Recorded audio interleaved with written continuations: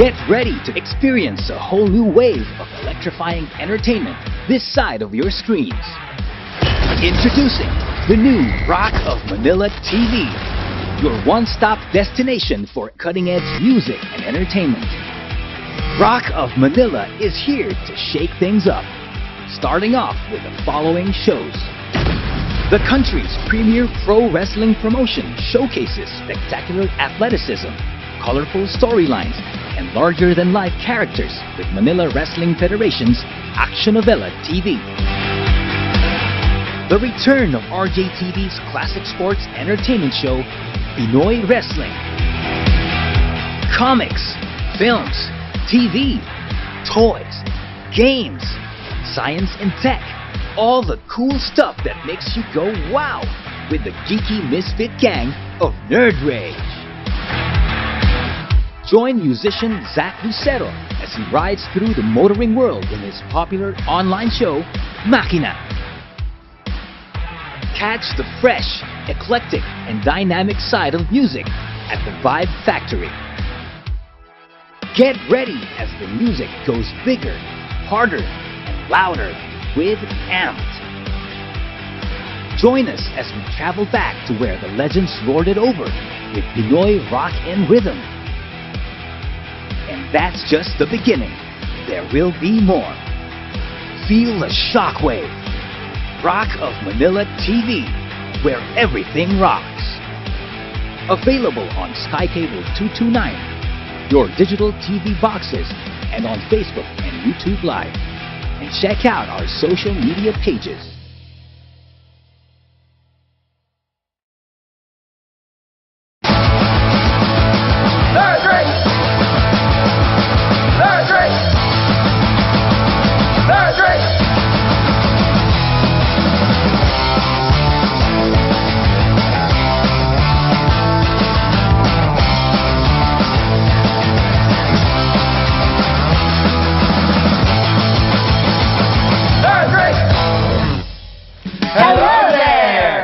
Welcome to another episode of Nerd Rage. I'm Tim, Pop Culture Crusader. I'm Karen, your awkwardly social angel. I'm Veronica, I'm that 90s chick. And I'm Adrian, Dato of the Geeks. Let's get straight to the news with This Week in Geek! And let's try to break a bit of continuity, shall we? Yay!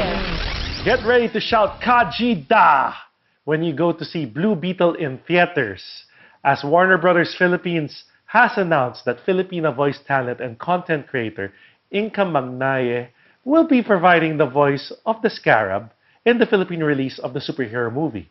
Inka is known for providing her voice in Philippine Airlines, so that soothing voice you hear when you're inside the airplane. She now joins the Philippine release of Blue Beetle, which will be showing in theaters starting August 16.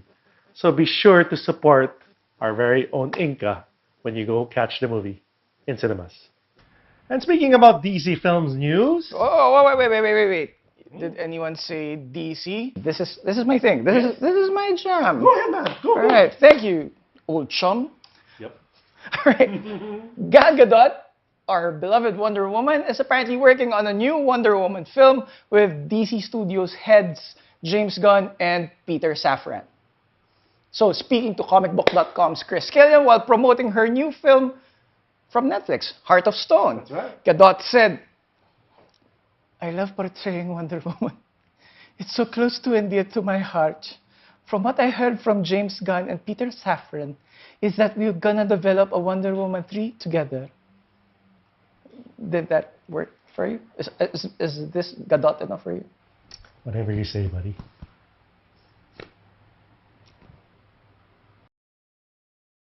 And speaking about other people who worked with DC, the Green Arrow himself, or former Green Arrow, Stephen Amell, expressed his anger over the ongoing Screen Actors Guild and Writers' Strike.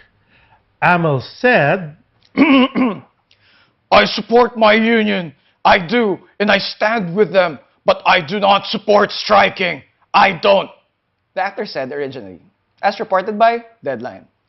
"I think it is a reductive negotiating tactic. and I find the entire thing incredibly frustrating. And I think, what? And I think the thinking. And I think the thinking as it pertains to shows like the show that I'm on, that premiered last night, plugging, I think it's myopic. Yeah, that didn't go well. And then Amel backtracked on his comments afterwards and he posted in his social media accounts in Facebook and Instagram explaining and affirming that he is still supporting the union. Because he did backtrack again. Yeah, and that led to accusations from a lot of the fan base who have mixed feelings about it, that he is scamming. Now, I have a lot of thoughts about this because we do have labor unions here in this country. And, you know, we experience the brunt of their strikes. And they do strike for a good reason because they do need, you know, they need to earn. And inflation does happen. Yes. And they need to adjust their rates accordingly. But that's with the transport strikes that happen here. Yes, the jeepney strikes. Yes. Yes. As for the entertainment industry, it's trickier. Not everyone in the entertainment industry has unionized. The writers, SAG, Yeah, Screen Actors Guild. the Screen Actors Guild, and the Writers Guild in the States are striking because AI and unfair wages. Everybody is overworked, or they put too much emphasis on CGI and rush deadlines. So right now, it's an important fight for their future. And just to clarify, they're not striking just because. Yes. They're striking as a last resort. Yes. Because the talks fell through, umabot sa deadline, and nothing got agreed on. There's no negotiations broke down, basically. Pretty much what happens here in the Philippines. Every time there's a transport strike, that means negotiations have broken down. No one likes to strike because everybody needs to work. And for this week's TV rundown, we are starting with the latest Star Wars series on Disney Plus, Ahsoka.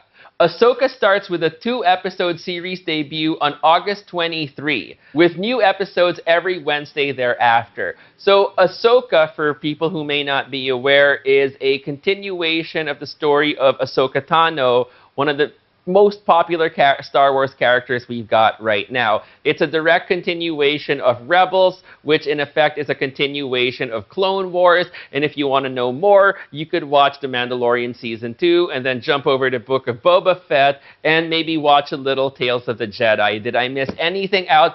Ahsoka's all over Star Wars. Please catch up. And Disney Plus, by the way, you're better off working with us and with a bunch of influencers who don't know anything about geek culture. Hey y'all, Loki returns for his glorious purpose on October on Disney Plus. So what can we expect? Maybe a bit of what happened in the last part of that Ant-Man movie where they showed a bit of Loki. Maybe we'll find out more about that. Of course, Kang's gonna be there again, Jonathan Majors and his Kang variant.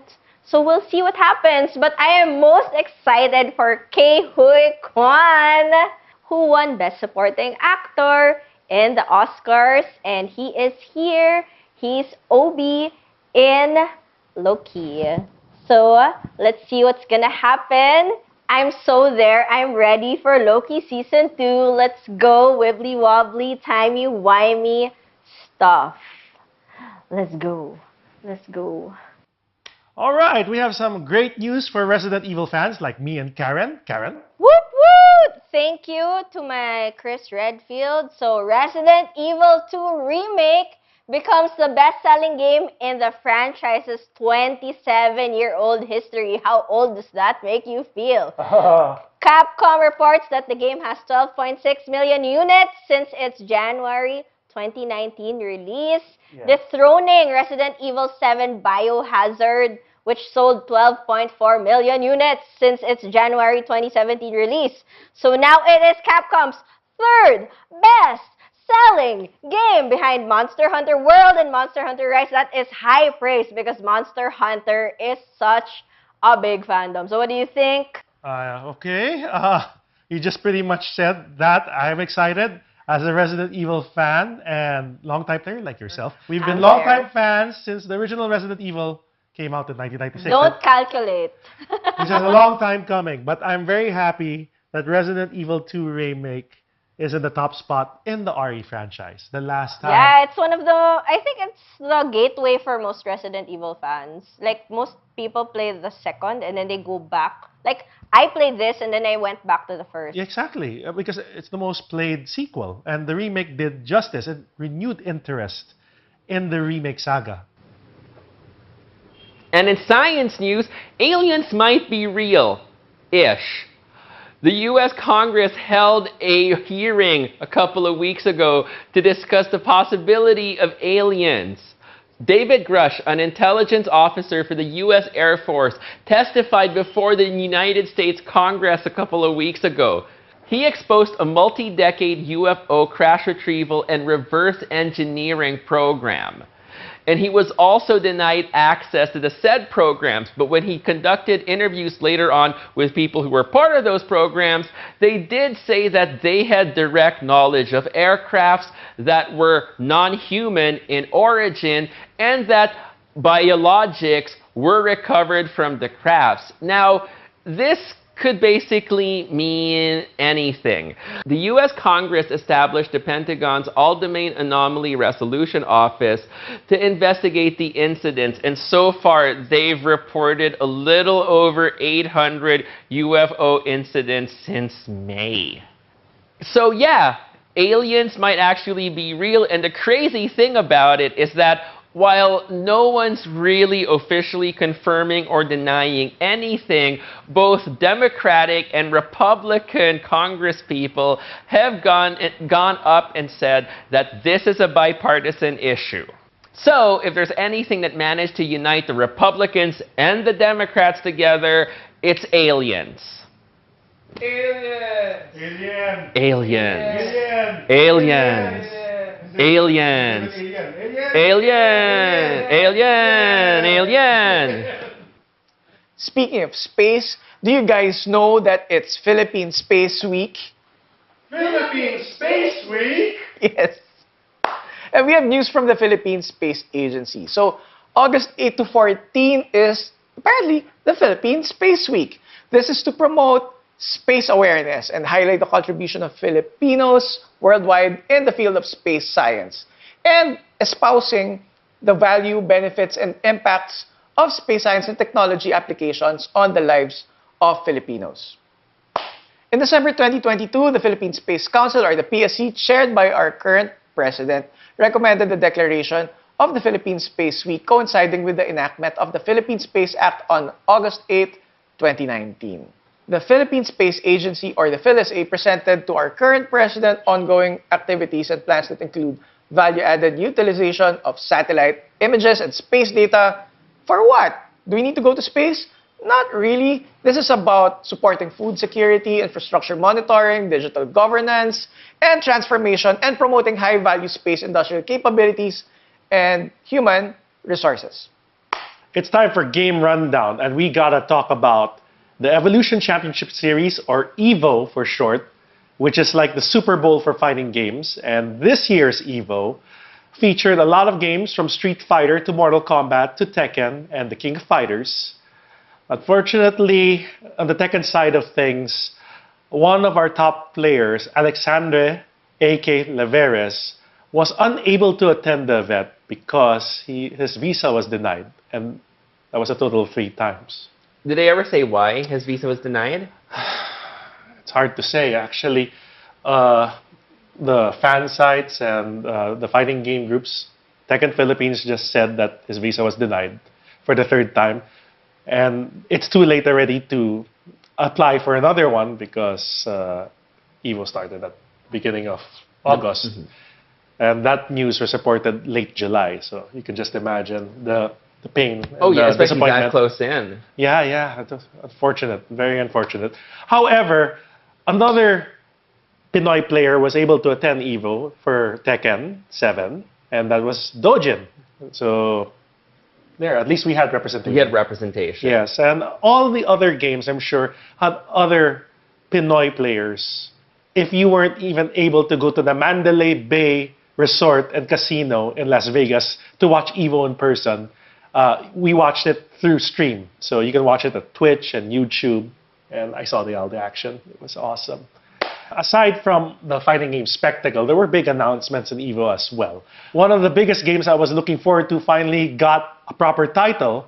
It's a sequel to Garo Mark of the Wolves, also known as Fatal Fury, the Fatal Fury series, with Terry Bogard and Rock Howard. And the name of the sequel is Garo, City of the Wolves. All we got was a teaser trailer announcing that's the title, and we saw Rock and Terry. The last game was in 1999. You know how long that is? That's almost 30 years. Yeah, so this game is still in development by SNK, the makers of the Fatal Fury, Samurai Showdown, and King of Fighters series.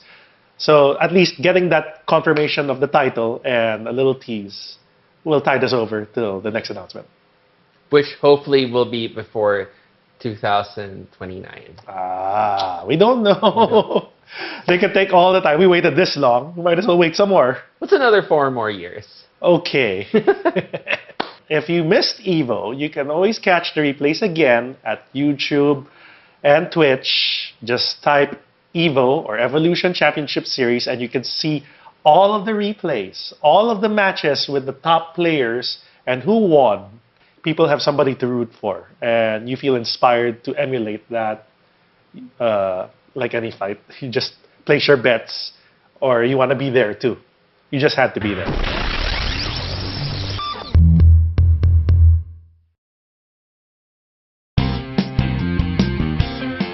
Now here's another model of the Mini, the TrueWood Mini, this time with volume tone. So you can plug it into an amplifier or any sound system and enjoy it. So it's there. Yeah.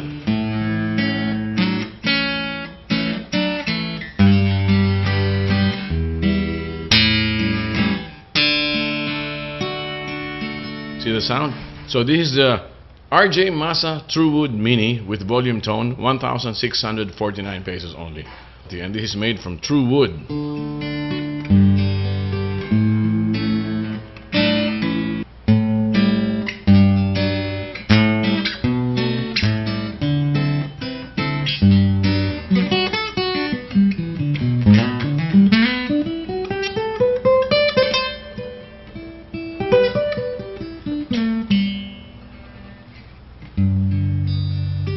I can only give you love that lasts forever, and a promise to be near each time you call, and a love whose burning light will warm the winter night. That's all. That's all. I can only give you country walks in springtime, and a hand to hold when leaves begin to fall, and the only love I own for you and you alone. That's all. That's all.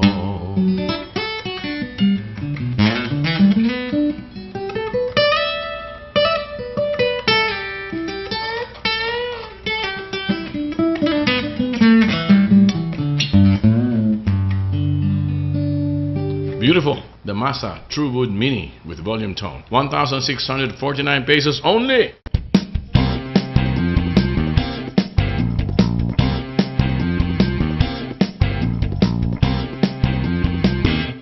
My fandom!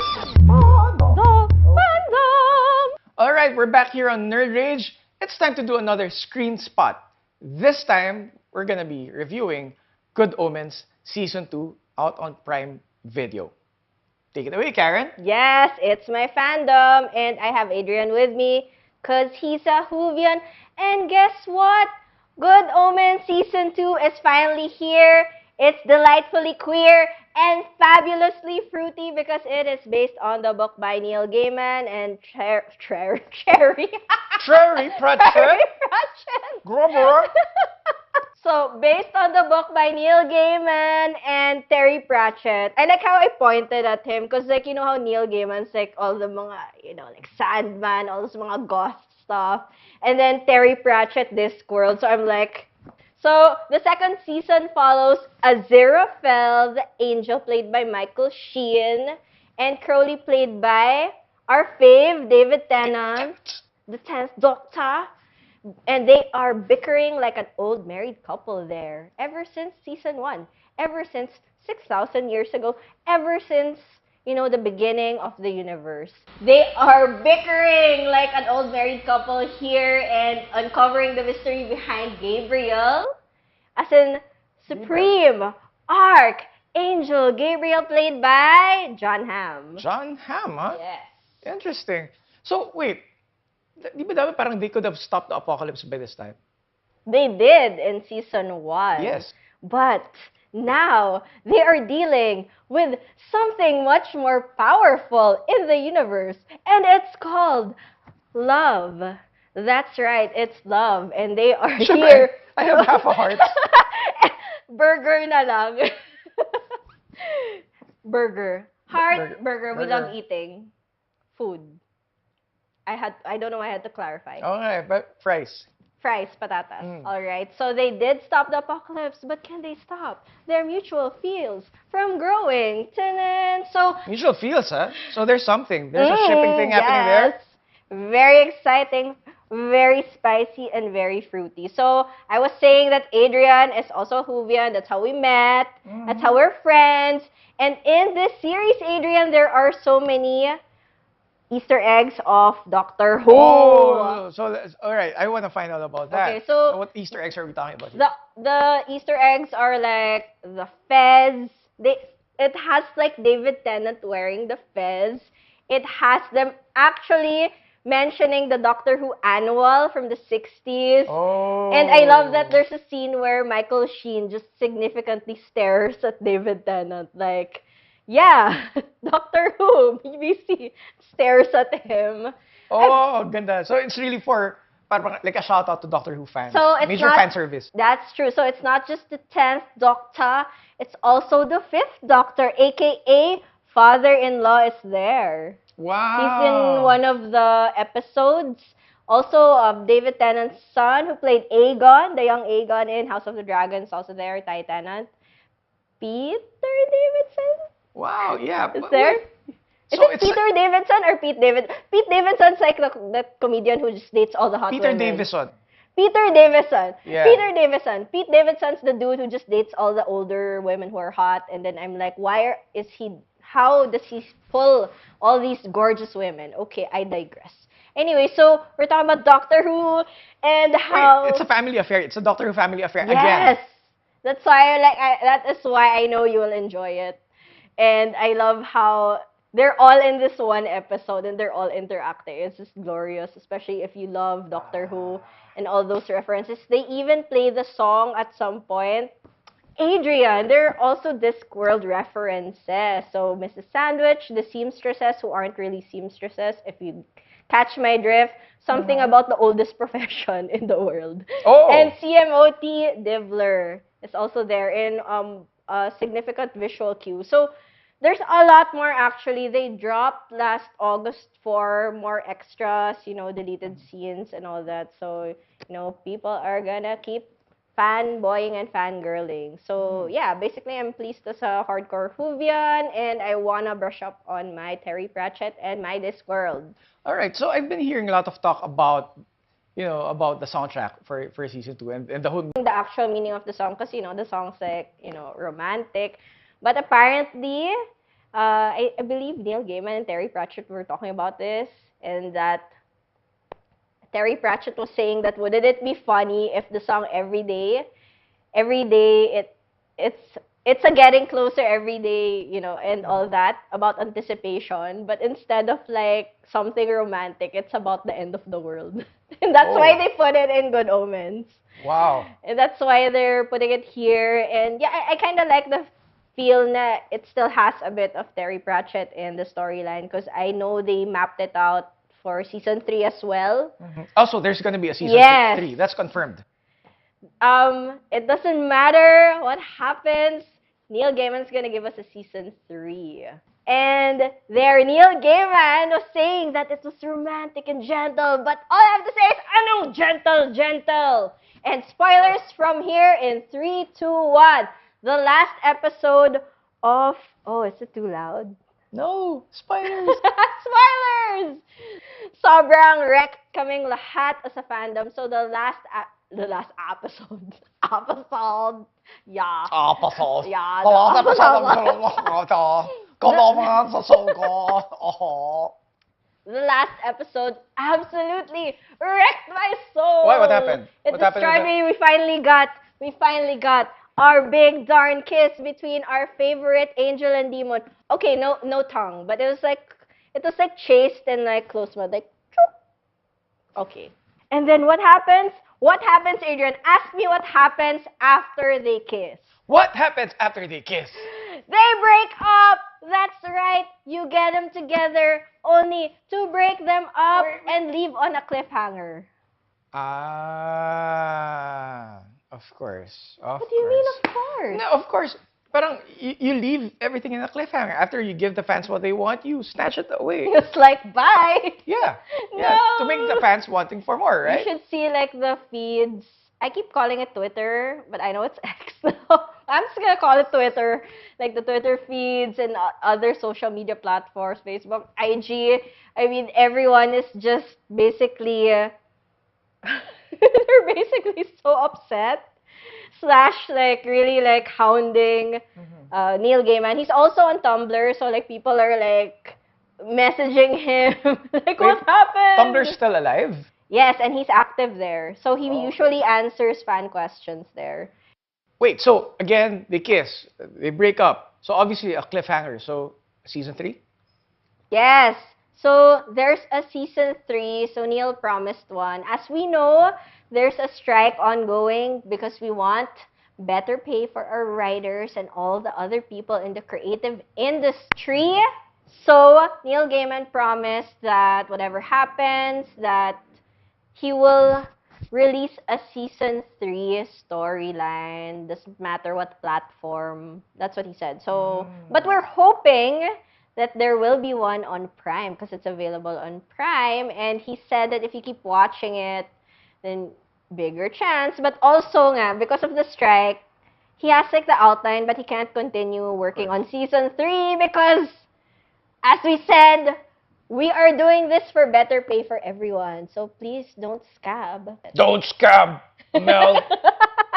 Season 2 ending went down like a lead balloon, which is a quote from the first season. And I think it's like foreshadowing, and it ruined my life. It's like hashtag. It's like half I'm so excited and so blessed, and half I'm so devastated that I made like 100 tracks. I put 100 tracks in a playlist called Hurt, Comfort, Ineffable Husbands because season 2 ending destroyed me, and it's available on Spotify. I actually made a playlist.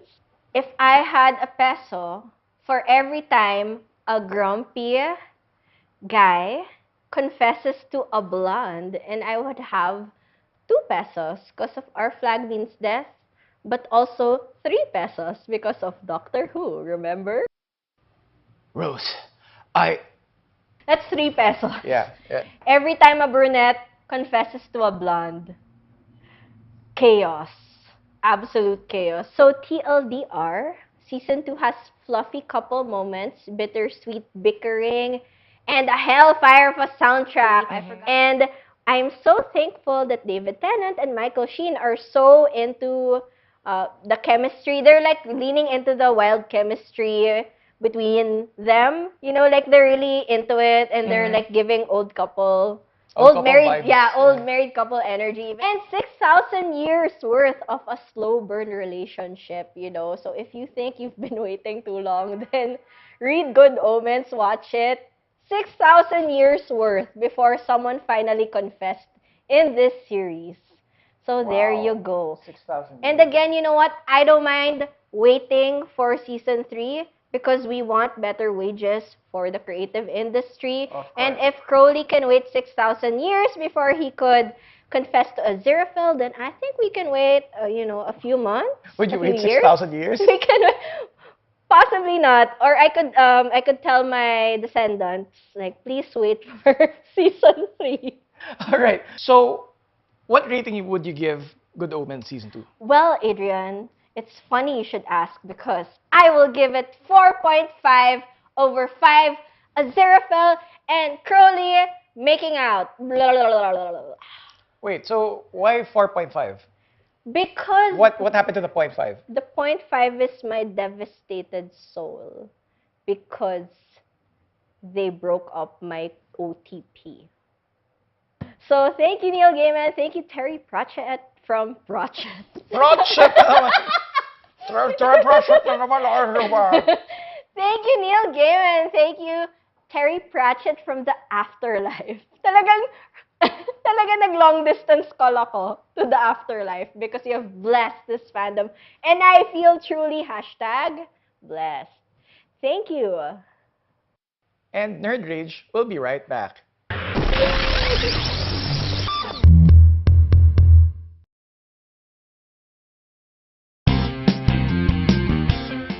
RJ Guitar Center is now the exclusive distributor of Donner USA, Amazon USA's top seller.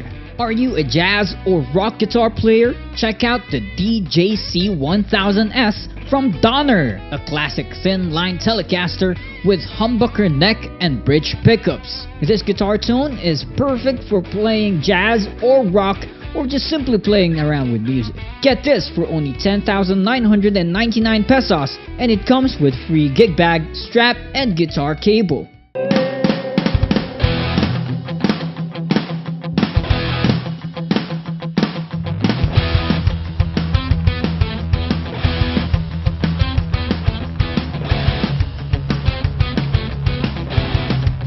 Test drive the Donner line of products at any RJ Guitar Center near you. Also available on Shopee and Lazada. And check out our social media pages for more info.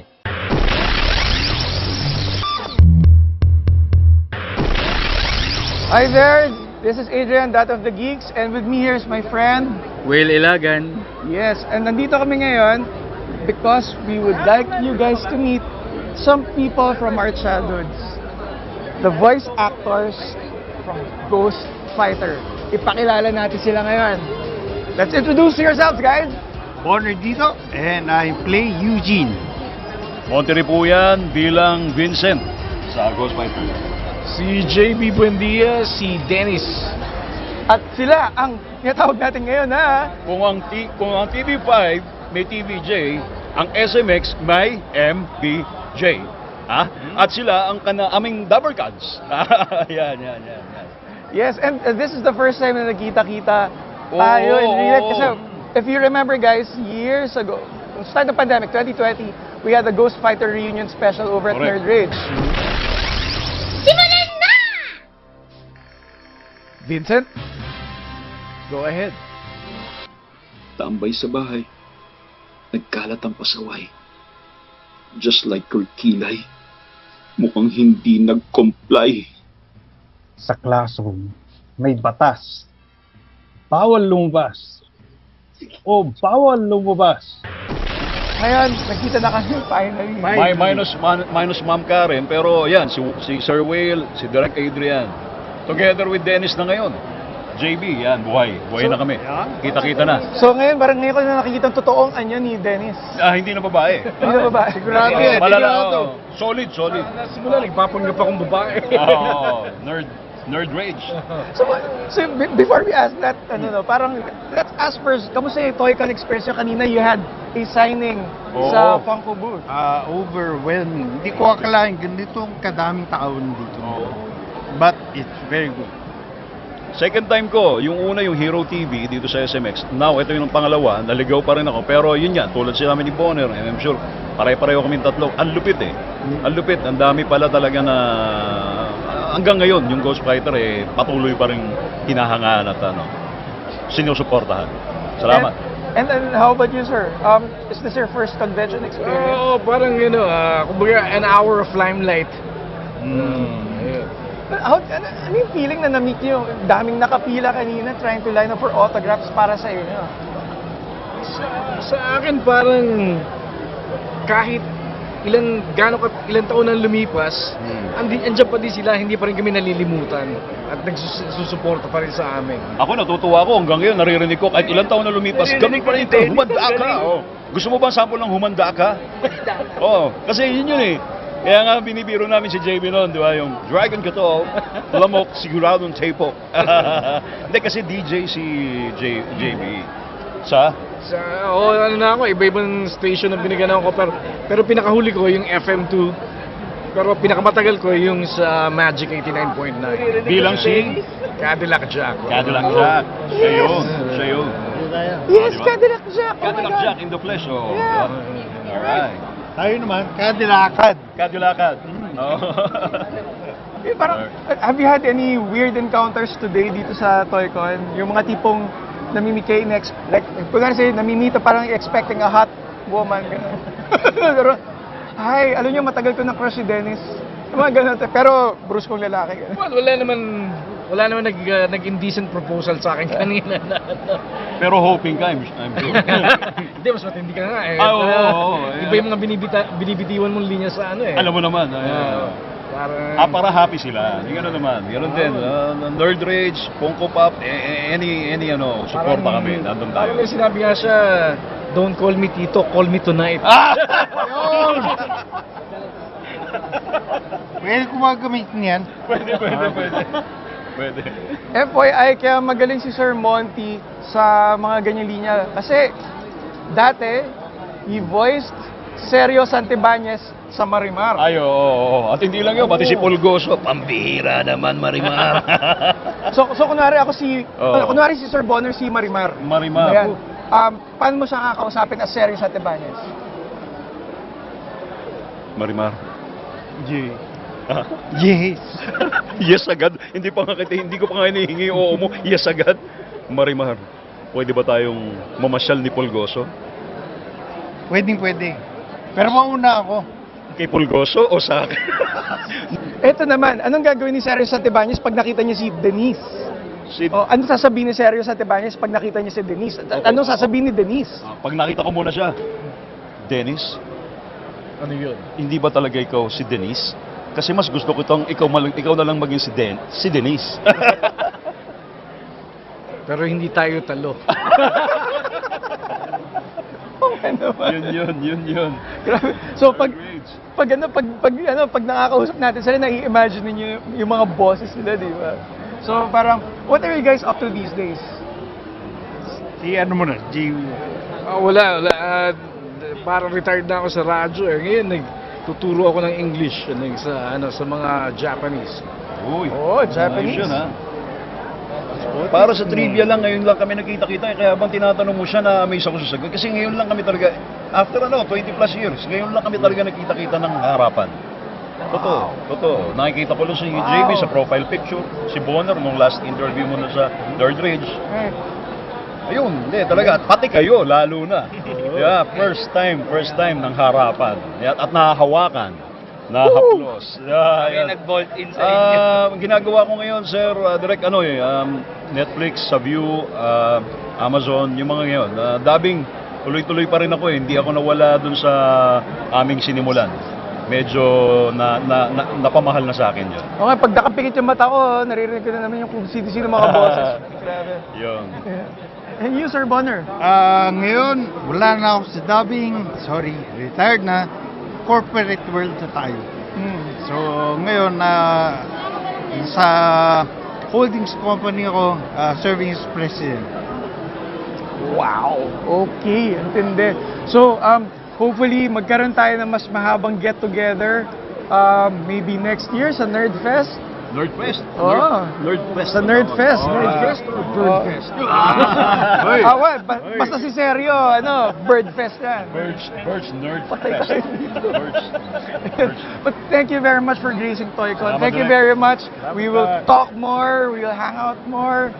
And, wala tayong choice. We are not. Hindi. We are not ready. We are not Sayang, ready. hindi ko napanood yung tugtog ni Will kahapon. At congrats sa Spotify, pare. Yo, Congrats sa thank you. album mo, sa album.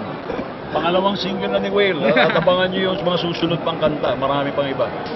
Alright, mula sa mga Dapper Cats, kami uli ang MBJ with Direct Adrian at si Monty, Bonner, and JB. Maraming salamat, Nerd Rage. Buhay kayo.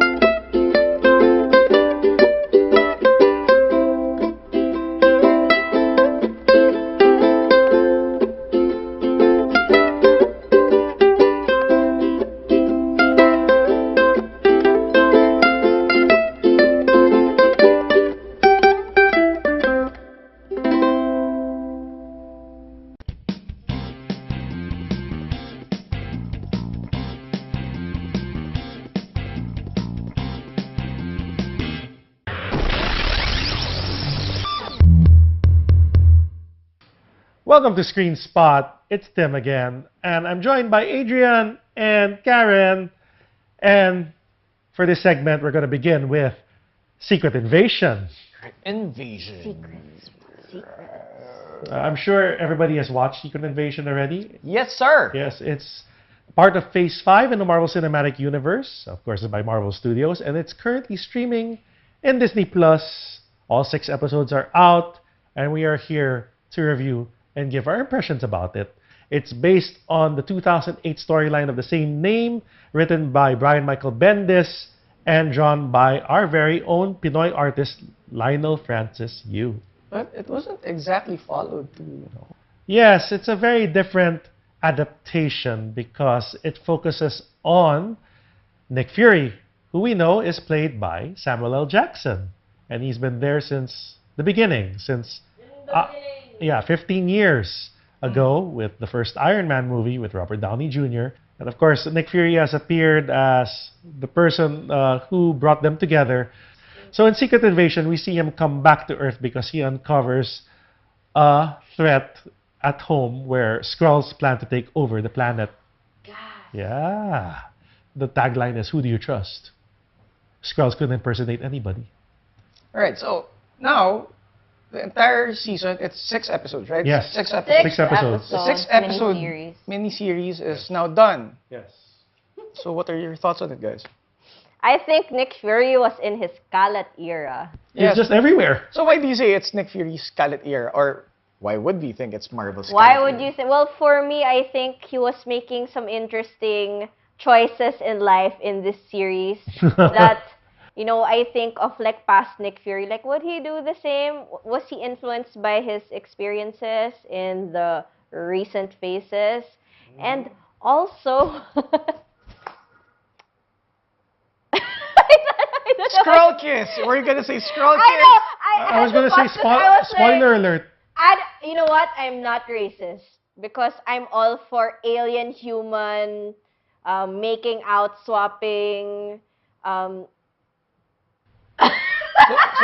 would you kiss Groot? Groot is a minor, of course not. That would make me sick. But, that's the least of I would, Nerd Rage viewers, I would date an alien. There You you heard go. it from me. Right, so- I'm all for it. You know that this is broadcasting out into space. Yeah. Yes! I'm available. There you go. But I was going to say, it's the least of our problems with that show because, as you said, kalat is the root word. And I just felt it was anticlimactic. It's just funny because they say, who do you trust? And then in a few Yeah. episodes, you already know who to trust. Exactly. I mean, I felt They revealed everything already midway. anticlimactic. It What could is have the used point? it could have used more episodes, and Yeah, I you- just don't know. yeah, The you writing think- was so yeah. good initially when it started, and then building up to the finale and introducing characters like, of course, Emilia Clarke as I love her. yeah, Gaia. An underutilized guy. an underutilized Gaia, and Olivia Gravik. Colman. Olivia Colman. Olivia Colman. Yeah. McQueen. Yeah, Sonia Falsworth. It's so interesting because we're also hyped for like a freaking spy thriller in Marvel, and we wanted this to be like grounded and be like all espionage and who do I trust? Is this person my ally, my enemy? Exactly. You know, like behind enemy lines and all that. And what did they do? They dropped the ball. They revealed who the Skrull was in a few episodes, and they didn't reveal any more. And what's so perplexing to me was that towards the end, they actually dropped like a plot that could have been started in the beginning of the series, which is some of the, can I say this? It's kind of spoilery, but some of the political figures are Skrulls, and I believe this is in the comics as well. Yeah. And this is the one that could have been mind-blowing as like the opener, like who among our world leaders are Skrulls? How are we gonna know who to trust? But now they're like, yeah, that guy's a Skrull, and we're not gonna reveal any more after this. They just revealed like isang kamay ko lang. They know. I already know. Like dun dun dun. They already said. Yeah, or all of a sudden, some of our favorite heroes turned out to be Skrulls all along. And while that is good if done correctly, there's some inconsistencies regarding this actor's performance in their behavior. Their behavior in Endgame, for example. Why would this person be so affectionate to a character in Endgame that died when they weren't friends in the first place? Because it turns out he's a Skrull. He was apparently replaced during the events of Captain America Civil War when he got paralyzed. So they're insulting our intelligence or testing our hearts and our patience as fans. Unfortunately, that's the problem with Phase 4 and Phase 5 and basically most of the multiverse sagas, they want to call it. Personally, I do not have a problem with, say, say Rhodey being replaced in Civil War per se. Okay, on paper, okay, it's good, but we do not have any hints of any behavioral changes since then. And yeah, like how far was it plotted out, or was it just like a sudden pull? Like, okay, we're gonna like make this guy a Skrull. Plus, there's no payoff. There's no narrative payoff to it. Parang walang breadcrumbs to follow. Yeah. The only narrative payoff I could think of, and it's been a meme, is all of a sudden who we find is not Don Cheadle, but Terrence Howard from the first Iron Man. That could have been that last part where they're showing the pods and all that. Could have been like Terrence Howard. It's Terrence Howard, and you can say, next time, baby. Wait. So, assuming that was Terrence Howard there, why would people think that that's still Rhodey with Don Cheadle? Because he appeared in the... Yeah, that's it. Maybe the fans will go, that's the big twist. Okay, not everyone looks the same, okay? Don't be racist, viewers. I think that would be a Scarlet Witch thing. Yes. More than a Skrull thing, don't you guys think? It's so funny. You guys look alike. But that's, no. When I watched the first few episodes, I really wanted it to be like Captain America the Winter Soldier, which for me is still the best Marvel Cinematic Universe film. Yeah, and like the Hail Hydra reveal. Yes. It was all about espionage and thriller elements. Of course, it was also directed by the Russo brothers who did Avengers Infinity War and Endgame. It is a Captain America story, but to focus on Nick Fury, and then you wanted Skrulls there. If you wanted the impact to be the same as the comics, no, it was very different.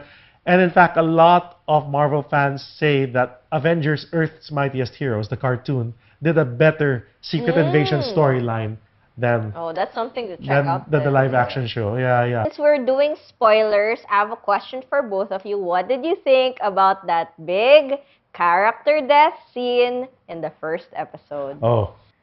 My first thought was, wait. It's a comic book movie. No one really dies in a comic book movie. So I was hoping episode 2, I was hoping she'd be alive. Episode 3, she's still dead. Episode 6, okay, she's really dead. But again, as we've seen in various comic book storylines and telenovelas, we can easily resurrect these people. So, I don't know. Maybe I'm not as invested in comic book movie deaths. I guess you could say you would not die on that hill. Okay, in other words, for DC enthusiasts out there, like me, Karen, and AIDS, we can term it as women in the fridge. Fridging! Okay, so I have a question about that. Would we consider Maria Hill as having gotten fridged in this film? Yes, because her death, motivated Nick Fury. Yeah, she was a plot device. That's it. And sayang because this was the opportunity to focus on the SHIELD agents, the Saber agents, everyone who's like a non-Avenger. And either they kill them off, they throw them in a pod, or they're nowhere to be seen. Like, what is going on? Maria Hill could have been, like she could have been like the hype girl. She could have been the second in command. Well, again, What happened, Maria? no one really stays dead. Yeah, but it's a comic book movie. We don't know. But as of now... For all we know, it's Maria Hill's evil twin. Dun, dun, dun! Or they could introduce the concept of life model decoys. So what is that for our viewers? Life model decoys are actually, simpler terms, They're androids. Androids, robots, replacements to make it look like it's them, but they're not Dun, them. dun, dun. Secret spy stuff. So what do you think of that plot, by the way? The whole rebellion, the whole refugee thing. Well, okay, it was a very compelling plot, but the execution and lead up to the finale, again, I say, anticlimactic and wasted. Same thing there. We've seen parallels in real life with the various refugee crises happening Plural. worldwide. Yeah. But I think the problem here, from a narrative standpoint, was that it was a whole lot of talkies for all episodes. It wasn't a lot of plot, it was a lot of talkies. Now, it can be argued that they had a lot of talkies because they want to build up characterization and over plot. Because sometimes, if stories are just all about plot, it's going to be, parang by the numbers lang. Yes. However, this is all talkies. Talkies. Nothing much happening in the plot. So, I think it did that storyline a big disservice. I personally would give Secret Invasion 2 out of 5. What would you give it? 2 out of 5 what? Skulls. For me, I'd give it 2.5 out of 5 Skrulls naman. 2.5. That 0.5 Skrull would be Ben Mendelsohn. Okay, yeah. Talos. All right. It's Talos. Talos, R.I.P. And you? I would say, yeah, maybe like 2.5 as well. 2.5 Gaia flexing her arms. With a Drax arm. That was weird looking. Don't get me wrong. I was actually losing my confidence with the series with each reviewing because, of course, I wanted to watch some scenes again, but it just didn't click. Unfortunately, that's why a lot of people share that sentiment. It's the lowest rated MCU project in Rotten Tomatoes. Sad. It's sad.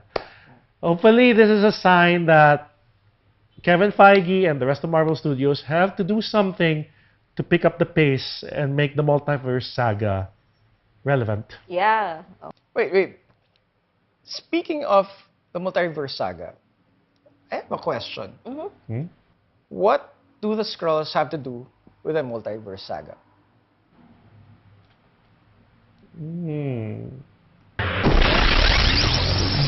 Wow, what an episode. And that's it for this week's Nerd Rage. And if you missed this episode, don't worry because we have replays on Fridays and Sundays at 10 p.m. Right here on Rock of Manila. And you can always catch the replays on the Rock of Manila Facebook and YouTube live streams. For more Nerd Rage, check out nerdrageph.com, and you can always find us on Instagram and Facebook. Alright, and that's it for this week's episode of Nerd Rage!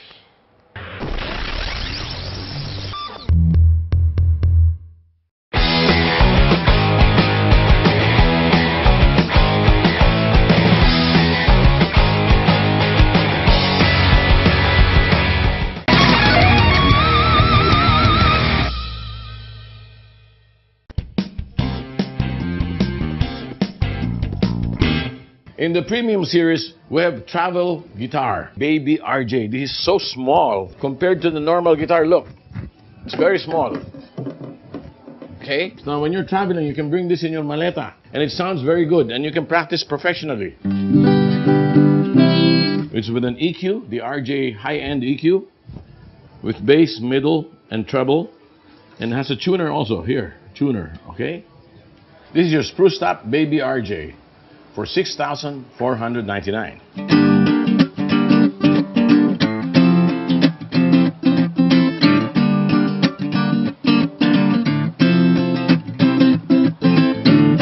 Sinasabi ko sa'yo.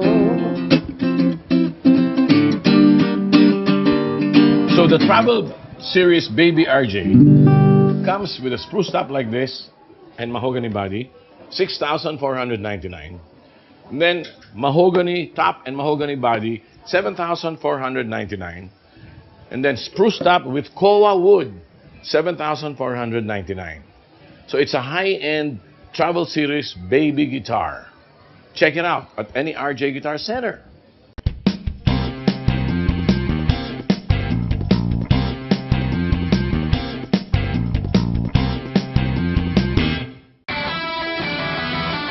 Hi, this is RJ. This is the RJ Super Vintage Guitar, the holy grail of guitars, and 5 of the best guitars in the world in one guitar. This is the Fender Telecaster American Standard Guitar. This is the RJ Super Vintage. I'm going to make it sound like a Fender Telecaster. Listen to the tone and compare.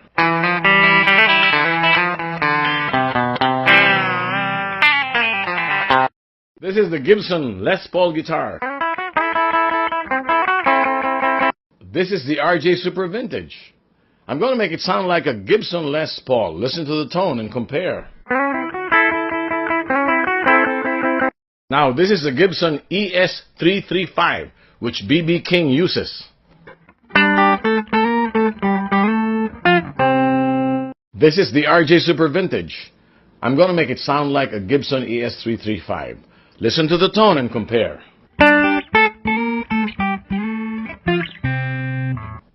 Now, this is a Fender 1961 Vintage Jazzmaster guitar.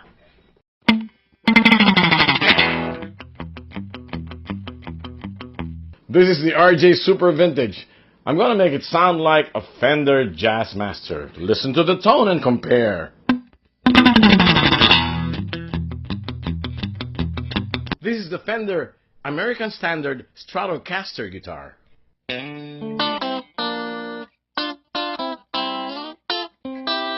This is the RJ Super Vintage. I'm going to make it sound like a Fender Stratocaster. Listen to the tone and compare.